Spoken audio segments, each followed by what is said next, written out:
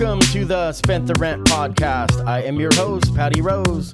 My guests today are representatives of the Bikers Against Bullies Lane County chapter, Veronica Seals, Ryan Lewis, and Donna Lewis. Guys, welcome to the show. Hi, thanks for having us. So, Veronica, you had reached out to me and talked about possibly being a guest on the show, and I clicked around on your social media page, which we will talk about a lot today, and saw what Bikers Against Bullies was all about, and I thought it was totally fitting. The goal with my podcast is to raise awareness for the underrepresented of Lane County and people in our community that are making an impact in one way or another, and I thought what you do is really cool and needed to be spotlighted. So I'm really honored that you reached out to me and that you've listened to the podcast and thought that it would be something that you'd want to be involved with. So thanks again for doing this. We got so much cool stuff to talk about today. So welcome to the show. Thank you. So let's start off. I'm going to read the mission statement for Bikers Against Bullies. Bikers Against Bullies is a national organization with local chapters in many different communities. We'll talk about that a bit. And so on the website, the mission statement reads, Bikers Against Bullies USA is a not-for-profit group created by bikers, but not limited to bikers, that is committed to creating awareness and educating both children and adults on the benefits of living in a society of respect for each other, combined with self-empowerment. They strive to create a society in which their mutual respect will create a new role model for others, and through their actions enable others to have the confidence to emulate this behavior and reiterate its positive message to others.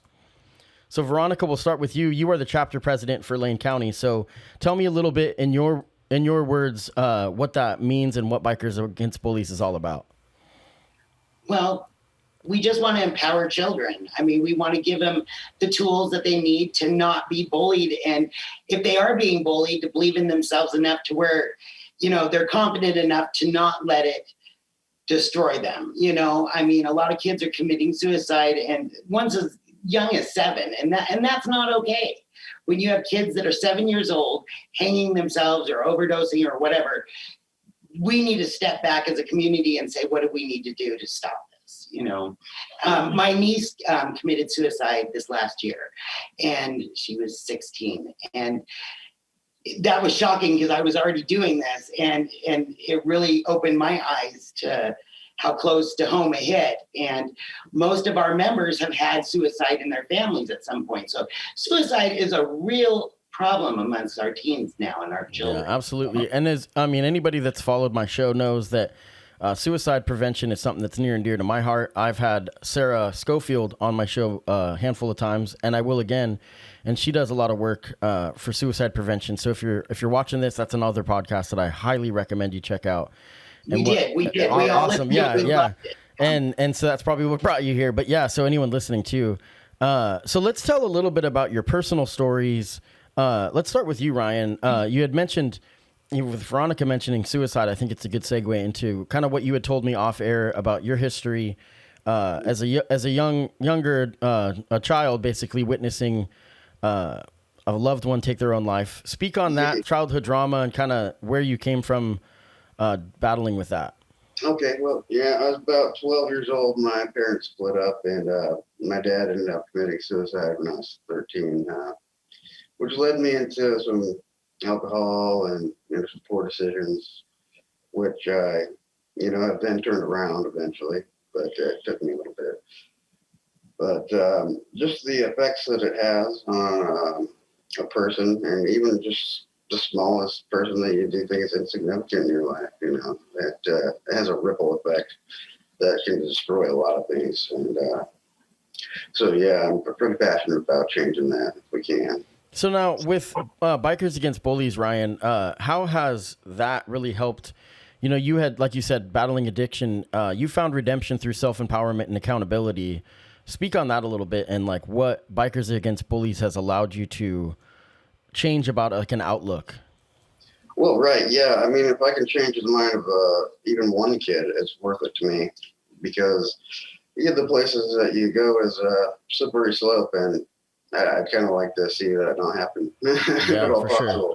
If we had more education about things, I think we'd have less people in the prison system, and so we could close that door to recidivism. And you had told me in your bio, which it's really amazing to me, never having met you, you just kind of went straight into it, told me exactly what you were all about, which I totally respect. And I think for men, it's something that on my last podcast I had mentioned. It's really important for us to talk about our mental health, you know. And so I commend you on sharing your story today. And I think that that's one of the biggest things we can do for each other is just hear each other, you know. And so I have a ton of respect for you for speaking out about this. Veronica, let's talk about what motivated you to get into this. Your story is a little bit different. Speak on that a little bit.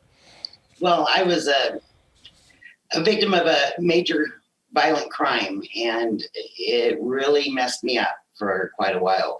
And I went through a huge civil case afterwards, and for 8 long years afterwards. And for years, I wouldn't get off the floorboards. I wouldn't sit up. I was pretty messed up. And then one day I just said, enough. It's time to put my big girl pants on, and I need to do something other than be a victim. I don't want to be a victim anymore. I want to be a survivor, and I want to change this.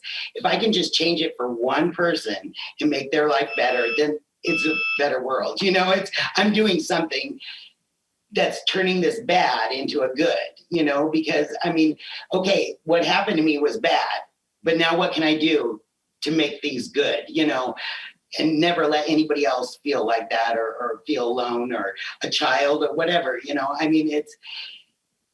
I made peace with God that day when I was attacked, and I know it sounds really stupid, but I made a promise to God that I would help as many people as possible.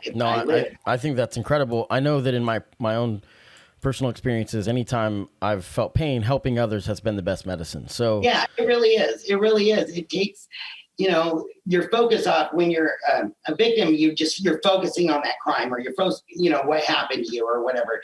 If you could just take your mind off of it and put it somewhere positive, it really does heal you. It does start to heal you. Right. And then with bullying, there's a victim. So, and yeah. Now tell us a little bit about the work that you've done to advocate for crime victims. And before you do, I want to list kind of the different people you've worked with. You've worked for Title IX, pushing for Title IX, worked with veterans, students living on campus, and speak on that a little bit. Well, I helped with some of the lawmakers do laws for campus crimes and the crime stats, and get some of those laws changed so it'd be safer campuses for people. That was a big accomplishment because that was a real battle, you know. But I did Title IX. So, and everybody should kind of know what Title IX does. Yeah, speak on that a little more. Maybe people don't. So let's talk about that. And it even applies to bullying in schools. You have Title IX rights. And what Title IX allows you to have is a reasonably safe environment to learn in. Okay, that is a tool parents can use if all else fails. What I would suggest is going to the PACER website. It's PACER, and looking through that. If you're a parent and you're having these issues, and you can call us, of course. But if you want something immediate, PACER is a great resource. StopBullying.gov is a great resource, and it even has template letters for parents to write the schools to help them. So they're going through the total right steps of a formal complaint. Because if you don't do it formally, then it's not even going to be taken seriously. You know, you have to go and do the procedures that they have in place. And really, in all actuality, it's not the school's job to parent the children. Parents need to be the ones parenting their kids and, you know, teaching them respect and not to bully. So, you know, the teachers do the best. I'm not trying to come down on No, schools. Totally. But yeah, you know, I really. What does the process? What does the process look like? So now, when you're advocating for somebody that maybe feels unsafe in a school, what does the process look like you said to file a formal complaint? So if they're being bullied at school, what is the next step? Well, they could go on StopBullying.gov, and they have the templates, and they have just the steps. You have to report it to the school. You have to report it to the teacher. You have to write it formally in a formal letter. It changes every once in a while, so I don't want to say specifically what it is, but I don't want to mislead anybody. But, you know, there are resources for parents and lots of groups to reach out to, and you just have to make that step and let people help you in this, you know, because you're not alone. I mean, parents are battling this bullying situation daily, you know, I mean, and the cyberbullying has gotten so out of control with the computers and the, you know, Facebook, and it's really, really sad because kids are, you know, killing themselves because somebody said, you know, something in a chat room, and it's just a mess. Well, and the expectations of perfection, you know, so that people are supposed to be, yeah. I mean, I'd spoke, Ryan, I'd mentioned about, for men speaking about mental health, women have a whole different set of issues where the standards that they have to live up to, you know, physically and all this different stuff that are perceived expectations is what I'm saying. You know, it's ridiculous. So, you know, I really had to change when I joined Bikers Against Bullies. They don't believe in victims.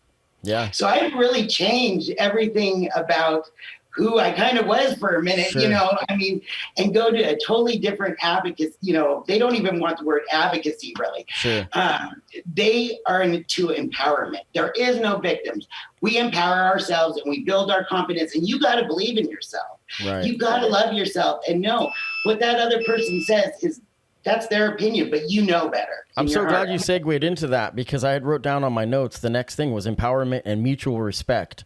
Yeah. And I think what we're here today to talk about is different. We're all experiencing everything at once, meaning when you two have different stories, we're all both the people that we're both the good and the bad at all times. So meaning like we are both aggressors and victims, even though you don't like using those words, hear me out. In the way that we have to self-actualize to know accountability, that we can take steps to make change, because you can only do what you can do. You can only change what your own actions are.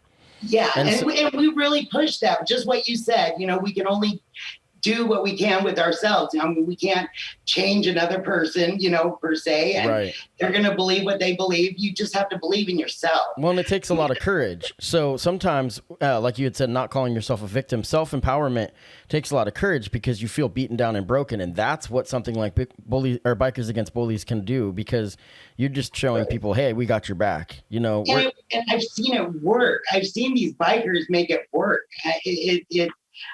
I've seen miracles. There's 22,000 members nationwide, and we just opened a branch in chapter in Italy.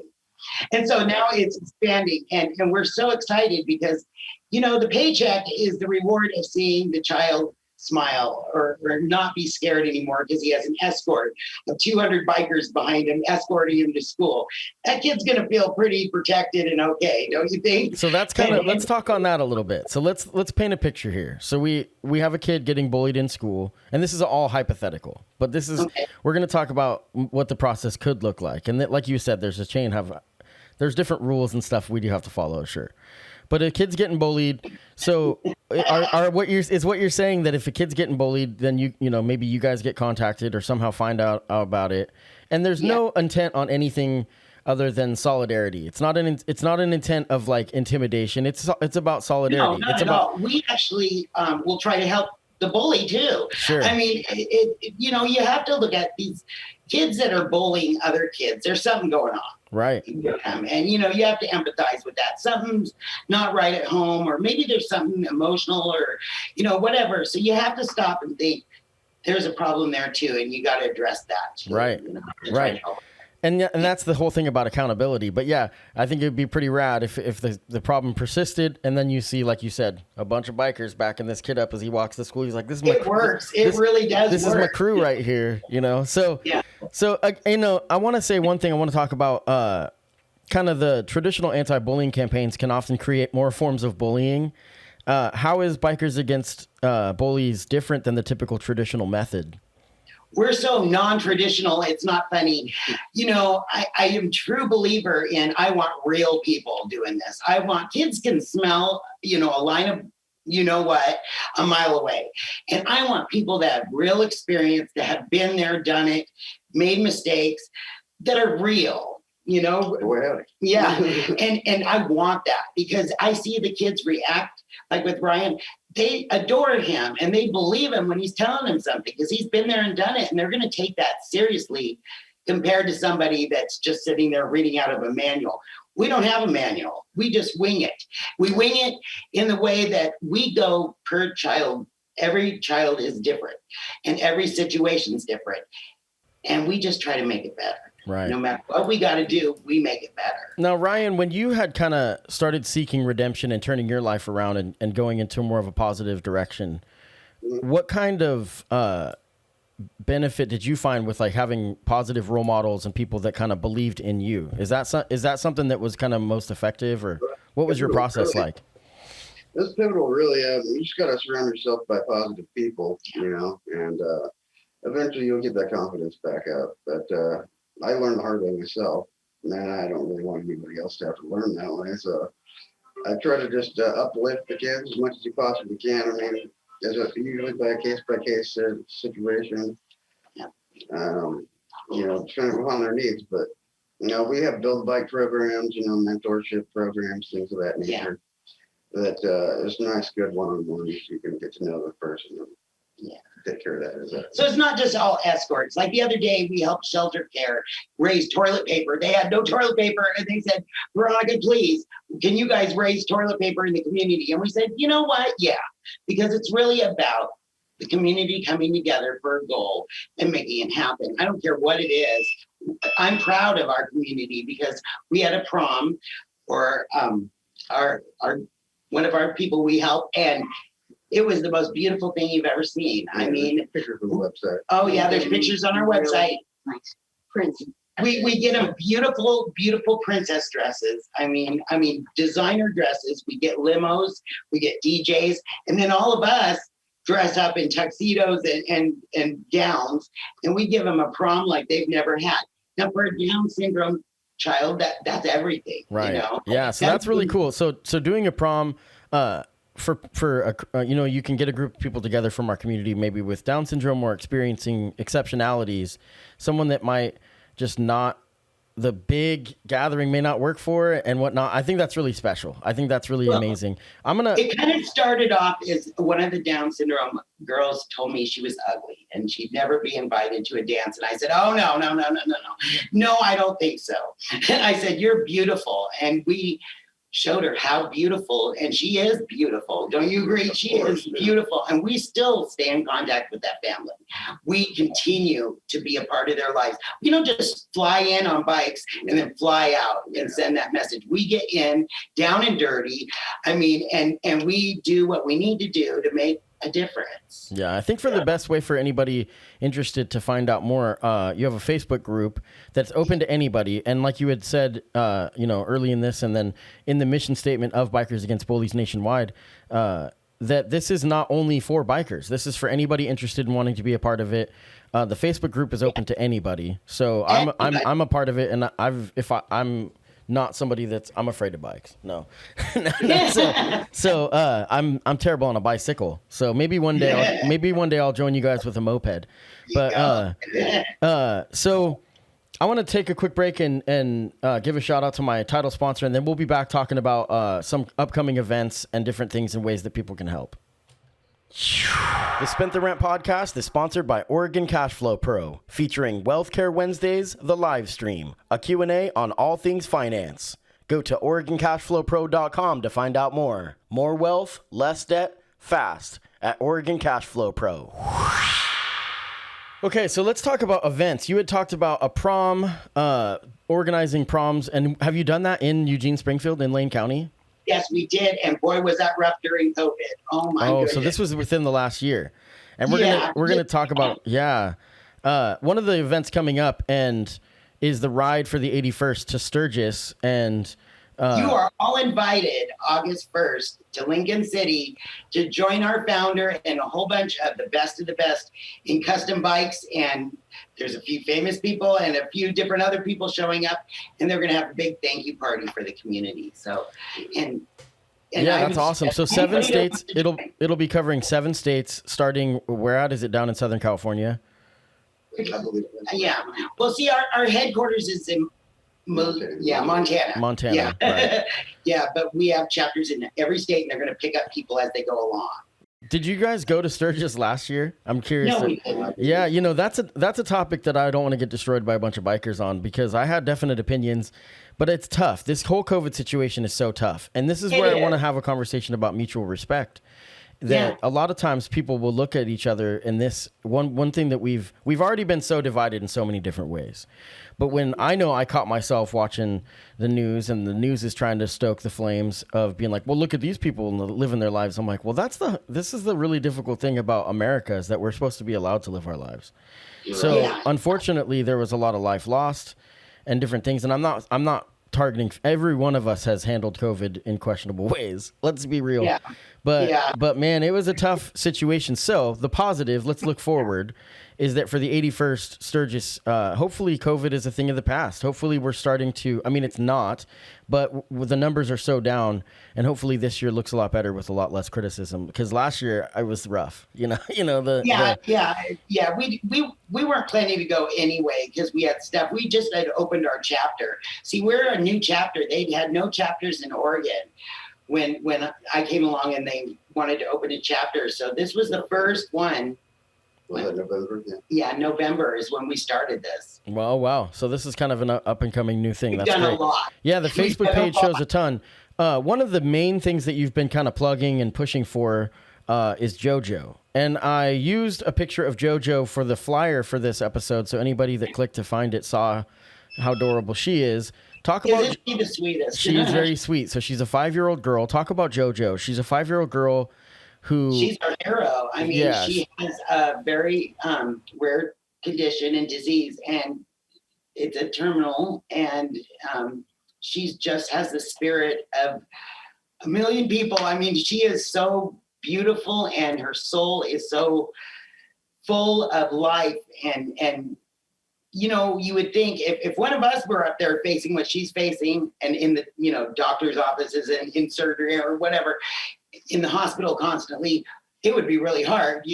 She just looks up and says, how's your day? I mean, she's one of those that is more worried about you than she is herself. And she's just a little girl, and she's just inspirational to us. So what we have become friends with the parents, and they've asked if everybody can cut out a little paper doll of her, since she can't travel and stuff. And every time they go on a vacation or they go somewhere neat, if they would take a picture of the JoJo doll with wherever they're at, and then send it to the parents. So all of this kind of call for action is going to be on the GoFundMe page. Is that correct? We don't have a GoFundMe page. I thought there was a GoFundMe page for her. For JoJo. For JoJo. For JoJo. So for anybody that would like to friend. help her and read more about her story, it's really well written on the GoFundMe page. I was confused because I was like, I just read it. No, I was thinking of somebody. For Bikers Against Bullies. I got you. And that's the thing is that a lot of this it's about building community, but it's about helping others. And so that's why I wanted to spotlight her for, if anybody listening would like to donate, that's a good place to go.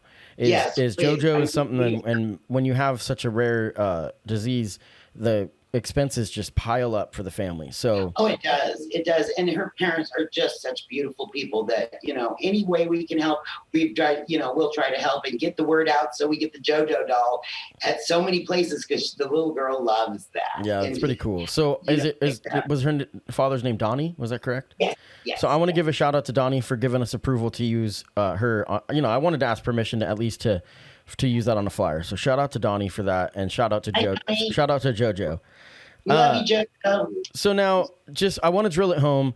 What Bikers Against Bullies is all about is building community, self-empowerment, and mutual respect. Let's take a minute before we get out of here and talk about those two things that are so crucial: self-empowerment and mutual respect.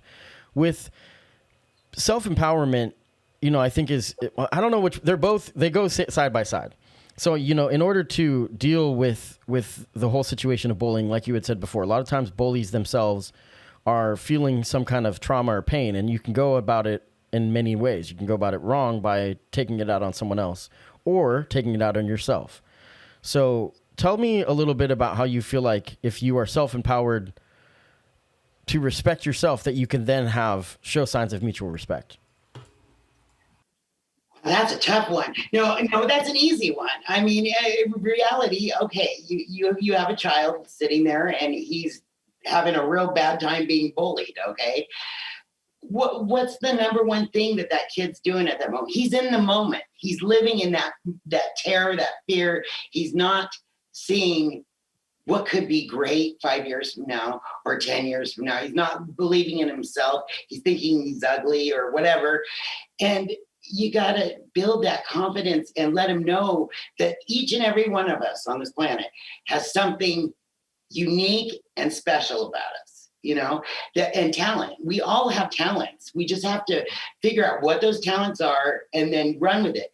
Ryan, okay, he started off rough, but he now turned that around and look at all the good he does. I mean, these kids love him. And, you know, Donna had, you know, her experiences and she turned it around, and it's confidence. You have to build confidence in yourself and these kids and other people. Well, you know, once a day to uplift somebody. Yeah. Say something kind to somebody. I mean, it could be something really. Turn their day around. Yeah, we always do. I totally agree. I think one of the things we talk about a lot on my show too is creating, is taking pain and creating art. So art can be in any way. You could make a song, you can record it or not. You could write lyrics down on a piece of paper. You could paint, you could draw, you could color, you could do whatever you want. But the beauty of it is make it, and we always talk about this, make something terrible today, meaning that you do it because you enjoy doing it, not because you want something that's a great finished product. So if we can live like that, go ahead. We take this old flatbed trailer and we put clothes and resources and gifts on it, and we drive around with this thing to all parts of Eugene and Springfield, and we just park it and let people take whatever they want. That's pretty great. And we've had so much fun doing that and watching these kids. And we did that as a community. We came together and we had community members donate those items. Yeah, it started off with Christmas, and you wouldn't believe. Have to have a reason. Yeah, we don't have even a reason. We just go out there, and they don't even have to say thank you to us. We just want to help them, and that's the reward. Yeah, it's pretty cool. I've definitely been, lucky to be involved in some big community events that really put a smile on a lot of people's faces, and it's a pretty incredible thing. And it definitely gives you, like you said, that kind of empowered feeling of, wow, maybe, these people believe in me. Maybe I should start believing in myself. And then, like I said before, helping others is always the best medicine for pain. So, well, guys, it's really cool to get to chat with you.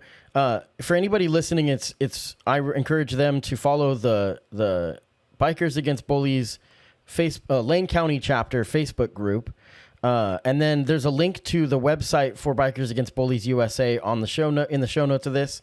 And then also a link about JoJo to the GoFundMe page. If anybody would like to donate to her, she's a pretty special person, and her family could use our support. And there's a lot, even if you don't have the money to donate, I really encourage you to read the story and share the GoFundMe, because maybe somebody along the way, will be able to help out. That would help. Yeah. So thank you guys very much for talking to me, and I look forward to hearing more about some of these events. On the website, you can find events to the Sturgis Ride for the 81st, and I will definitely, I'm the admin for the 541 Community Facebook page, and so anything you guys, I will pre-approve anything you want to share from that group, and so we can kind of collaborate that way, and that would be really good.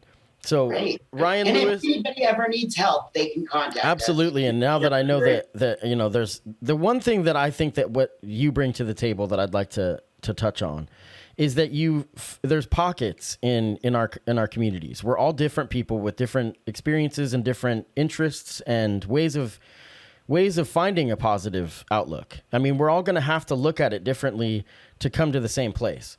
So this is supposed to be a networking opportunity, this podcast. And for people like me who may be different, have different views, have different experiences, and then we can come together and then stand in solidarity in different ways. And then if I encounter somebody that needs help that I feel like, this might be better fit for this person, then I'd send them your way. And if we can always have, with veterans, I think that's so crucial. I had a friend of mine, and I'm not going to use his name because I didn't plan on talking about this, but he had told me his organization, what he does with veterans is that he has kind of a database that people choose to become a part of. And it allows you to kind of fine tune the type of person that you'd like to speak with, because there's some people that might use faith as a motivator to stay positive. There's some people that might use cannabis as a motivator to stay positive. Those people are equally awesome. You know what I'm saying? I mean, and so we need to find our right pockets sometimes, and we need to find our tribe, so to speak, without dividing and being tribalistic. That's so true. If that makes sense. So true. So Well, I think for us to have a mutual respect for each other and having respect for different methods, I think is really crucial to this whole process of unity. So, and some, bikers have kind of gotten a label over the years. They do more charity work than you would imagine. I mean, they're the number one, organization and groups that do the top amount of charity work. Still parents, they're still working men. Yeah, they're working men, and they're bike enthusiasts, and so I think Hollywood has kind of made but bikers, they get it well, done. it's about having a club. It's about having a club. I mean, I think I understand it. And like you said, there's this depiction of clubs. And I'll just say it. Sometimes it gets called gangs, in different walks of life. And the reality is that the reason that someone came to that organization, whatever it is, and I'm not comparing anybody, I'm just saying, it gives you a place to feel like you're not alone.